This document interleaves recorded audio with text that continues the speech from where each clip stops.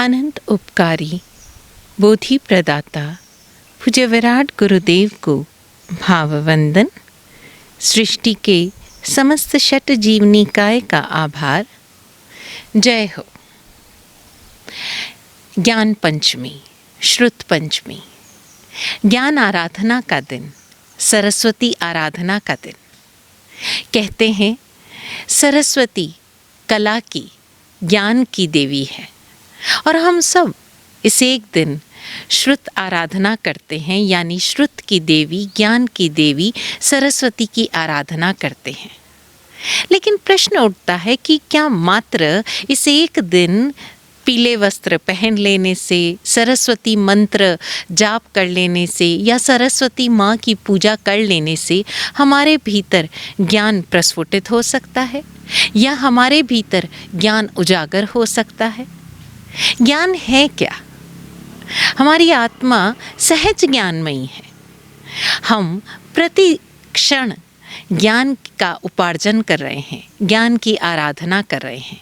इस विषय में हम कुछ और जाने या इस पर चर्चा करें उससे पहले एक बड़ी छोटी सी घटना या कहें प्रसंग, कहानी, जो चाहे समझ लें। तो हुआ यूँ कि एक ज्ञानी जो स्वयं को ज्ञानी कहता था, मानता था और मनवाता भी था, तो वो विद्वान आदमी इधर उधर जगह जगह अपने ही तथाकथित ज्ञान का प्रचार प्रसार करता फिरता था। कह सकते हैं कि अपनी पीठ पर अपने ज्ञान का बोरा लाद कर फिरता था। तो इसी तरह भ्रमण करते करते, यात्रा करते करते एक बार वो मार्ग में चल रहा था। चलते चलते बहुत दिन चढ़ आया था। ज्ञानी को भूख लगी।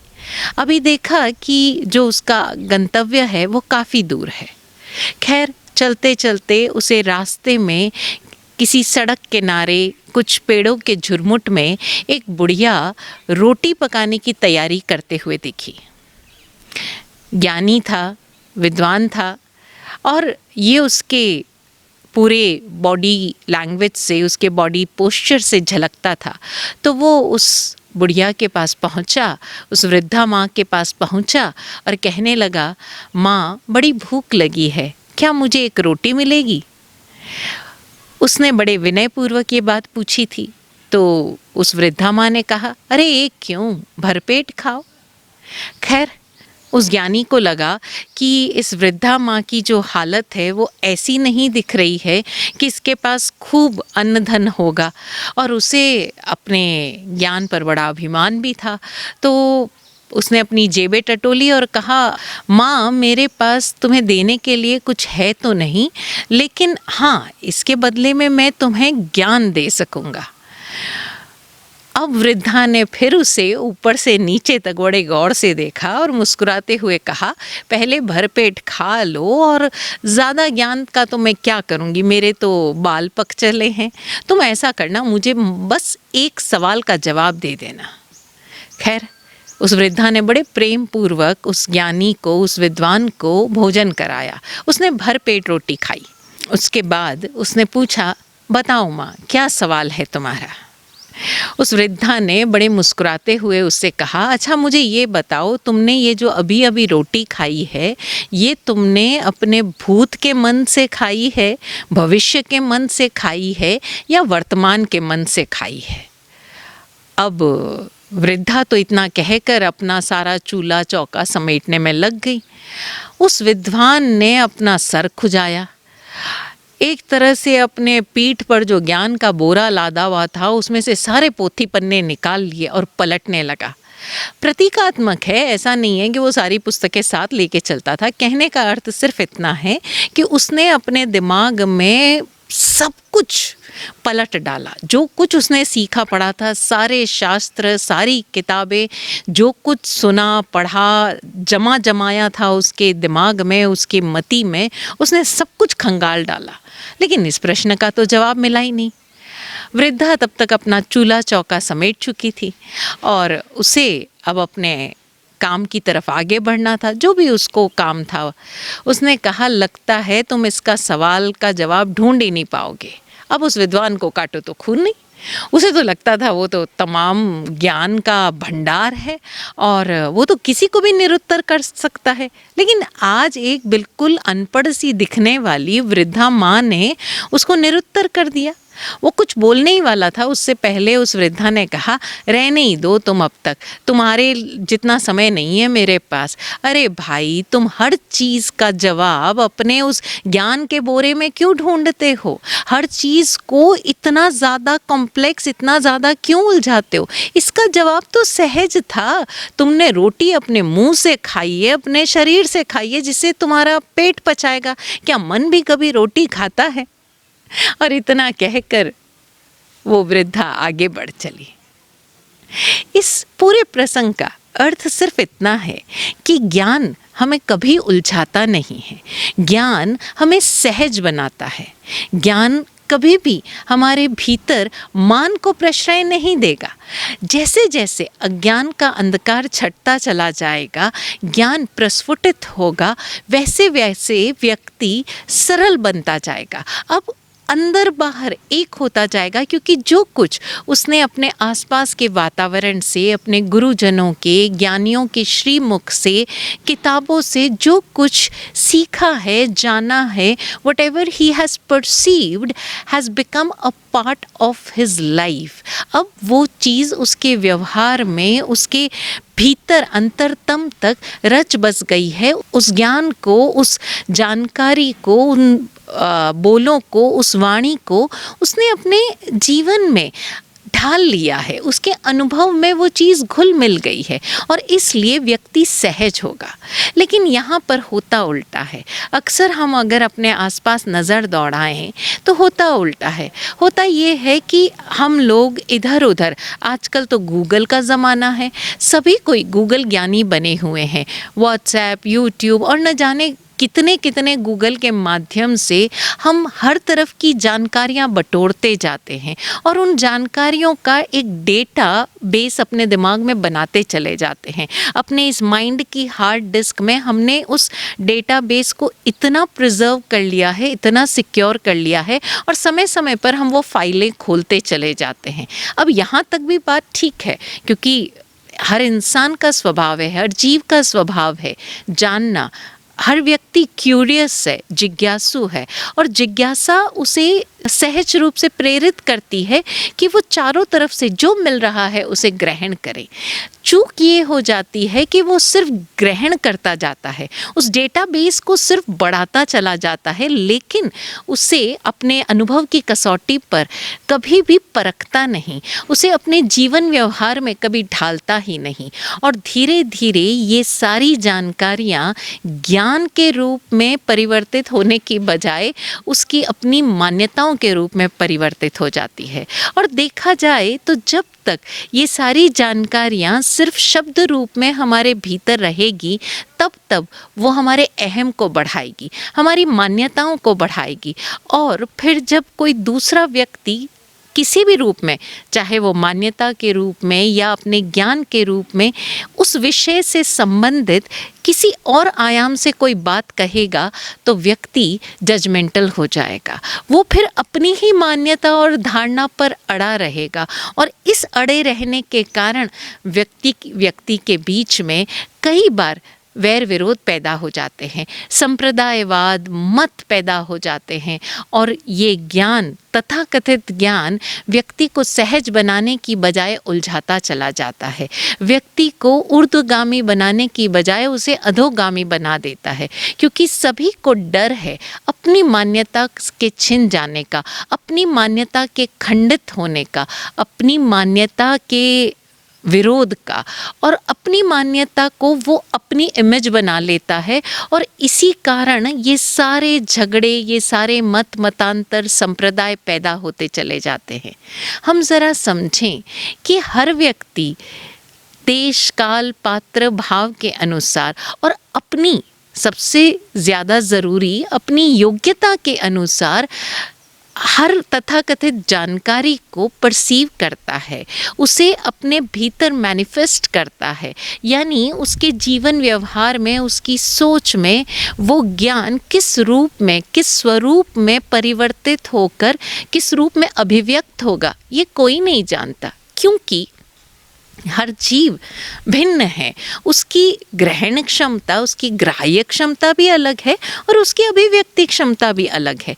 तो जब एक ही ज्ञान को अलग अलग व्यक्ति अपनी अपनी समझ और मान्यता के अनुसार या अपनी अपनी ग्रहण क्षमता के अनुसार जब अभिव्यक्त करेंगे तो वो अलग ही होगा।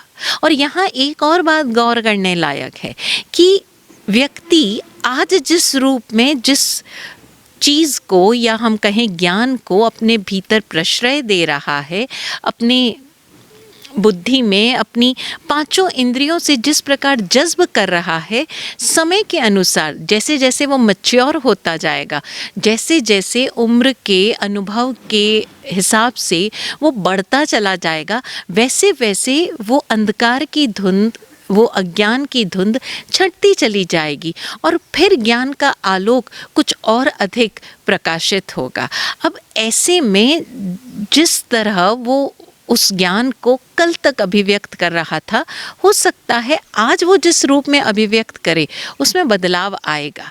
लेकिन अगर व्यक्ति अड़कर, जड़ होकर बैठ जाएगा, रिजिड होकर बैठ जाएगा, तो फिर वो ज्ञान उसके लिए एक तनातनी का कारण बन जाएगा, एक अहम का मुद्दा बन जाएगा। जैसे जब हम छोटे थे तो हमें सिखाया गया 2 और 2 4 होते हैं, लेकिन आज जैसे जैसे उम्र के दौर में हम आगे बढ़ रहे हैं, हमें समझ में आता है कि हमेशा 2 और 2 4 नहीं होते। कई बार उनके आगे लगने वाले अलजेब्रिक साइंस वो उस 2 और 2 को 4 नहीं होने देते। अब भला बताइए 2x + 2y क्या 4 हो सकते हैं? नहीं हो सकते।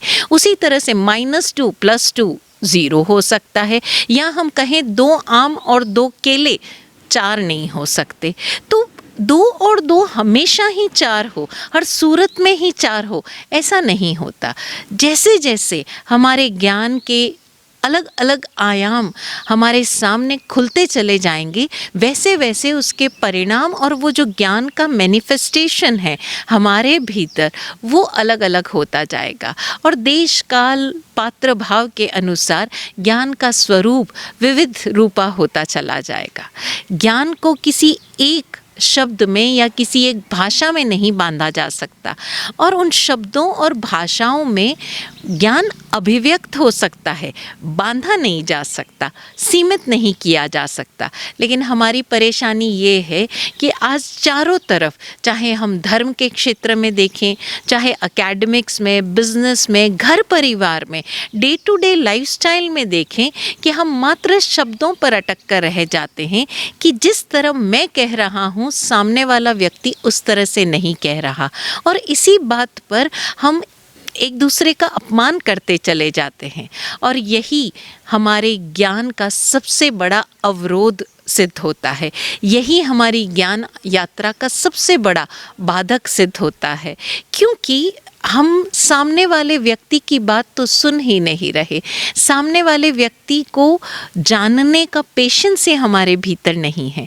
इसी के साथ एक और बाधा है, वो है कि हम हमारे भीतर जो भी कुछ हम परसीव कर रहे हैं, जो कुछ हम समझ रहे हैं, कोई नया आइडिया हमारे भीतर आया तो हम उसे शेयर ही नहीं करते, क्योंकि हम डरते हैं। हमें लगता है कि हमने अगर अपना ये सो कॉल्ड नॉलेज या सो कॉल्ड आइडिया या ये जो नया नया हमारे भीतर कुछ एक किसी चीज़ ने जन्म लिया है, वो हम किसी को बताएंगे तो कोई हमारा आइडिया चुरा लेगा, कोई हमारा ज्ञान चुरा लेगा, फिर उसका नाम हो जाएगा, उसकी प्रतिष्ठा हो जाएगी और मैं उसके बिना रह जाऊंगा। हम ज़रा समझें कि सृष्टि में चारों तरफ ज्ञान की तरंगे हैं। अब इस क्षण में हम जिस फ्रीक्वेंसी पर थे और उस फ्रीक्वेंसी में हमने उन तरंगों को कैच किया, उस वेवलेंथ को कैच किया, उसी तरह कोई और व्यक्ति भी, कोई और जीवात्मा भी इसी क्षण सेम फ्रीक्वेंसी पर हो सकती है और वो भी उसी वेवलेंथ पर उस चीज़ को ले सकती है। हम कई बार अपने उस आइडिया को किसी के सामने प्रस्तुत करने से झिझकते हैं। हम ज़रा इसको अलग तरह से देखें कि अगर हमने अपनी बात किसी के सामने कही, हो सकता है कि सामने वाला व्यक्ति उस विषय का विशेषज्ञ हो और जो हमने सोचा है, जो समझा है, जो जानकारी हमें मिली है, हो सकता है सामने वाला व्यक्ति उसे हमारी उस जानकारी में कुछ और एडिशन कर दे, कुछ और सुधार कर दे। लेकिन हम चूंकि डरते हैं और हमें डर लग रहा है कि कहीं न कहीं हम धोखे में ना रह जाएं, हम कहीं न कहीं हमारी इमेज डाउन ना हो जाए, हम डरते हैं। और फिर जब वो व्यक्ति जो उसी फ्रीक्वेंसी पर, उसी वेवलेंथ को जिसने पकड़ा था सृष्टि में, और वो बड़े प्रेम पूर्वक सबके सामने अपनी बात कहता है और उसकी प्रतिष्ठा होती है, तब हमें बुरा लगता है, तब हमारे अहम को ठेस पहुंचती है। अरे ये तो मैं भी कर सकता था, ये तो मेरे दिमाग में भी बात आई थी, इसने क्यों नहीं ऐसा किया, मैंने क्यों नहीं पहले बोला, आज अगर मैं बोलता तो मेरा नाम होता। और ऐसे कई मौके हमारे जीवन में आते हैं। तो हम ज़रा समझें कि हम जाने अनजाने अपनी मान्यताओं में फंसे हुए, अपने डर के कारण, अपने लोभ और लालच के कारण ज्ञान और ज्ञानी की कितनी आशातना करते हैं, ज्ञान और ज्ञानी को स्वीकार करने में डरते हैं। आशातना किसी भी रूप में हो सकती है, क्योंकि हमें नहीं पता, हम कोई केवल ज्ञानी तो हुए नहीं, हम कोई संपूर्ण ज्ञानी तो हुए नहीं कि हमें समझ में आए कि जो सामने वाला व्यक्ति है वो किन अर्थों में ज्ञानी है, कितने % का ज्ञानी है, और हम अपनी मान्यताओं के बंधन में जकड़े हुए उस ज्ञान को स्वीकार करने से ही इनकार कर देते हैं। और ऐसे में नुकसान किसी का नहीं होता सिवाय हमारे। हम अपना ही नुकसान करते हैं क्योंकि हम वंचित रह गए उस ज्ञान को अपना अनुभव ज्ञान बनाने में, और हम सिर्फ और सिर्फ उस किताबी ज्ञान में भटक कर रह गए। देखा जाता है कि कई लोग ज्ञान पंचमी के दिन, इस श्रुत पंचमी के दिन, अक्सर जिन्हें लगता है कि जिन्होंने कोई डिग्री नहीं हासिल की या अकादमिक रूप से बहुत ज़्यादा सक्सेसफुल नहीं हो पाए, एकेडमिकली बहुत ज़्यादा सक्सेसफुल नहीं हो पाए, तो वो उस दिन पुस्तकें बांटते हैं, या उन्हें लगता है कि हम किसी को फीस दे दें तो हमारा ये ज्ञानावरणीय कर्म दूर हो जाएगा। हम ज़रा समझें कि ज्ञान मात्र अकादमिक शिक्षा से रिलेटेड नहीं है, सिर्फ अकेडमिक से रिलेटेड नहीं है। हम किसी भी रूप में ज्ञान के प्रचार और प्रसार में सहयोगी हो सकते हैं। मात्र कुछ पैसे खर्च कर देना, या जो एकेडमिकली सक्सेसफुल नहीं हो पाए हैं उनके हाथ से कुछ किताबें दान करवा देने मात्र से ही हमारे ज्ञानावरणीय कर्म दूर हो जाए, ऐसा नहीं है। अगर हम वाकई अपने इस अज्ञान पर से आवरण हटाकर अपने भीतर उस ज्ञान को उजागर करना चाहते हैं, तो सबसे पहली चीज़ है कि हम आज से सजग होकर ज्ञान और ज्ञानी की आशातना ना करें। और ये आशातना, ये अपमान कई कई रूपों में करते हैं हम। क्योंकि हमारे ऊपर अपनी मान्यताओं का, अपने सो कॉल्ड इन्फॉर्मेशन का इतना गहरा चश्मा, इतना गहरा रंग चढ़ा हुआ है कि हम किसी और को तो देख ही नहीं पाते, सुन ही नहीं पाते। जहाँ तक ज्ञान के प्रचार प्रसार की बात है, तो आजकल बड़े आराम से नई पीढ़ी कहती है आजकल किताबें कौन पढ़ता है, किताबों का तो ज़माना ही नहीं। एक समय ऐसा भी था जब किताबें लिखवाना या किताबें प्रकाशित करवाना, यानी ज्ञान का लेखन भी बुरा माना जाता था, यानी वो भी एक पाप का कारण माना जाता था, उसके प्रति भी बहुत वैर विरोध हुआ। लेकिन कुछ साहसी लोगों ने इस चीज़ को समझा, उस दूरदृष्टि लोगों ने इस चीज़ को समझा, और कई भामाशाहों ने अपने ज्ञान भंडार खोल दिए और ऐसे ज्ञानी गुणी जनों की सेवा में अपने धन को अर्पित कर दिया, जिन्होंने अपनी प्रज्ञा से उस सारे ज्ञान का लेखन किया। और यही कारण है कि आज विश्व के हर कोने में ज्ञान का प्रचार प्रसार हो रहा है। जैन दर्शन के आगम ग्रंथ आज विदेशों तक पहुंच गए हैं। उसी तरह से जर्मनी, फ्रांस आदि में हुई वैज्ञानिक खोजें यहाँ भारत तक पहुंच रही है, और सिर्फ भारत तक ही नहीं, भारत के दूर दराज के इलाकों में पहुंच रही है। आज भले ही लोग पुस्तकें किताबी रूप में ना पढ़ें, यानी पन्नों के रूप में ना पढ़ें, लेकिन आज ई बुक्स का ज़माना है, आज ऑनलाइन किताबों का ज़माना है, लेकिन उसके लिए भी एक पर्टिकुलर इंफ्रास्ट्रक्चर चाहिए, सेटअप चाहिए। तो हम चाहे जिस भी रूप में हो, ज्ञान के प्रचार और प्रसार में सहयोगी बने, जो भी अपनी तरफ से बन पड़े, फाइनेंशियली यानी मॉनेटरी, या अपनी योग्यता के आधार पर, समय के आधार पर, अपनी स्किल से हम प्रयास करें कि हम ज्ञान का प्रचार प्रसार करें। वो प्रचार प्रसार किसी भी रूप में हो सकता है, देश काल पात्र भाव के अनुसार। और हमारे आसपास जो भी ज्ञानी गुणी जन हैं, हम उनको हर प्रकार की सुविधा देने का प्रयास करें, उनको साता पहुँचाएं, ताकि वो अपनी ज्ञान आराधना में निरंतर रत रहकर इस संपूर्ण मानव जाति के लिए अपने ज्ञान को लगा सकें, अपने ज्ञान का दान कर सकें। आवश्यक है कि हम अपने भीतर की उन मान्यताओं को हटाएं। जैसे जैसे हम अपनी इस जड़ता को, अपनी इस रिजिडिटी को छोड़ते चले जाएंगे, वैसे वैसे हमारे भीतर ज्ञान के कई स्वरूप, कई आयाम प्रस्फुटित होंगे, और तब हम कह पाएंगे कि वाकई हम ज्ञान आराधना में रत हैं। तो इस वर्ष जब आप ज्ञान पंचमी के दिन, श्रुत पंचमी के दिन माँ सरस्वती की आराधना करें, तो सरस्वती की हर विधा, हर कला, क्योंकि ज्ञान का अर्थ केवल शब्द रूप नहीं है, हर रूप ज्ञान है। फिर वो चाहे कोई भी विधा क्यों ना हो, चाहे संगीत हो, चाहे पेंटिंग हो, चाहे फोटोग्राफी हो, हर रूप एक ज्ञान की विधा है। और कई बार ज्ञान की विधा बोली भी नहीं जाती, वो मात्र प्रकट होती है। तो हम सब ज्ञान आराधना में स्वयं को न्यौछावर कर सके, स्वयं को समर्पित कर सकें। आज के दिन यही सद्भावना। ओम शांति।